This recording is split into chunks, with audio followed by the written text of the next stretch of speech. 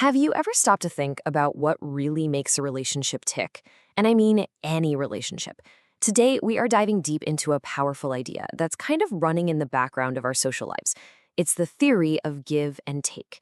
You're going to see how this one simple concept explains pretty much everything, from why you're loyal to your favorite coffee shop all the way to the future of our partnership with AI.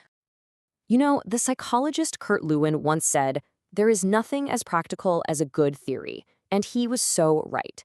The idea we're about to unpack here might sound a little academic at first, but trust me, it's an incredibly practical tool for understanding your day-to-day life, your interactions with friends, with brands, even with your phone. So let me throw a puzzle at you. What in the world connects your loyalty to a brand, a massive business contract, and the way you interact with an AI assistant? I mean, they seem like they're from completely different universes, right? Well, as we're about to find out, they are all driven by the exact same fundamental human principle. And to solve that puzzle, we first need to get a handle on the basic math that's going on behind the scenes in our social lives. Let's just call it the relationship equation. Okay, so the official name for this is social exchange theory. And it's actually a pretty simple but really profound idea that all of our social interactions are, at their core, a kind of exchange. We're constantly, and I mean constantly, usually without even realizing it, doing this little mental cost-benefit analysis. We're weighing what we get against what we have to give. Really, it all boils down to that simple truth. We give in order to receive. So, how does this social math actually work? Well, it's built on four key pillars. First, you've got the reward. That's anything we see as a good thing. Could be affection from a friend, a discount from a store, you name it. Then there's the cost. That's the downside, the time you spend, the money you part with. The outcome is just simple math, rewards minus costs. But here's the most important piece of the puzzle, comparison. We don't just look at the outcome by itself. We're always judging it against what we expected to get and what other options are out there. You know, is this friendship better than being on my own?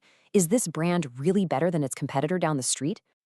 Now, I know this might sound a little abstract, but believe it or not, researchers have been using this exact framework for decades to figure out one of the most complicated parts of modern life, why we act the way we do as consumers. In fact, a massive review of dozens and dozens of studies, what they call a meta-analysis, found that this theory has been a go-to tool for understanding consumer behavior for 52 years. Think about that, from 1971 all the way to 2022. It's basically been the secret decoder ring for figuring out why we buy what we buy and why we stick with certain brands. And this just goes to show you how incredibly versatile this idea really is. I mean, researchers have used it to understand everything from marketing strategies to why we use services like Airbnb, and even the psychology behind why we give gifts. When you think about it, a great hotel stay is really just a successful exchange of your money for comfort and good service. This theory is the invisible engine driving all of these interactions. Okay, let's zoom in a bit and see how this actually plays out in the real world. We're going to look at a high-stakes, business-to-business case study, where getting this relationship equation right can be the difference between stagnating and innovating.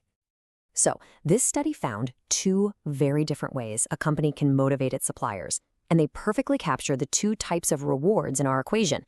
First, you have the purely economic path, using cold, hard cash and performance targets as incentives. Then you have the relational path, using non-economic rewards like trust and shared goals to build a real partnership. Let's see how each one works.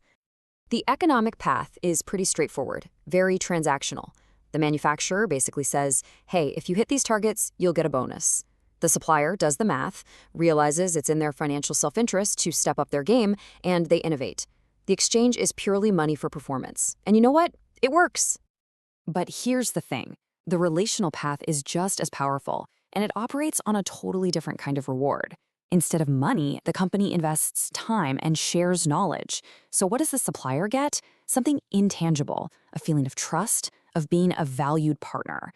This also leads to innovation, but it comes from a place of goodwill, not just a financial calculation.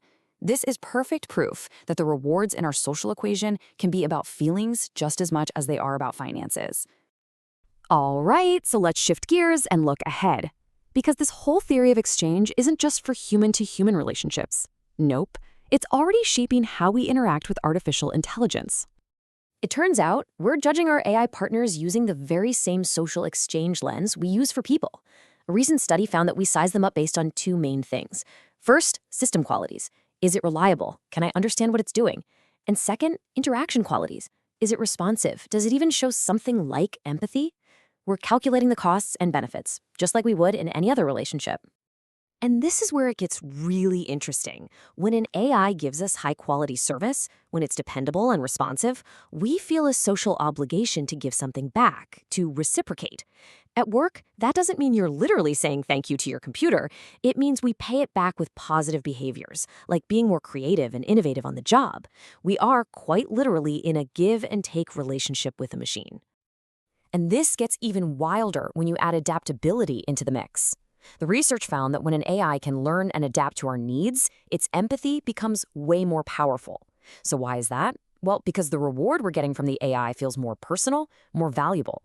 An AI that learns what we need feels like a better partner, which makes our subconscious desire to return the favor even stronger. And the result? More innovation. So after looking at consumers and businesses and even AI, let's bring this all back home to a really fundamental question. What's in your exchange? So if there's one big thing to take away from all of this, it's this. Underneath all of our relationships, there's this quiet, constant calculation of value going on. Whether you're choosing a coffee, trusting a business partner, or working with an AI, you are always seeking an exchange where the rewards feel bigger than the costs. This single, fundamental human drive is the invisible architecture that builds everything: loyalty, trust, commitment, and even innovation. And to really bring this full circle, let's go back to one of the pioneers of this theory, George Homans. He nailed the definition perfectly way back in 1961. He called it the exchange of activity, tangible or intangible, and more or less rewarding or costly between at least two persons.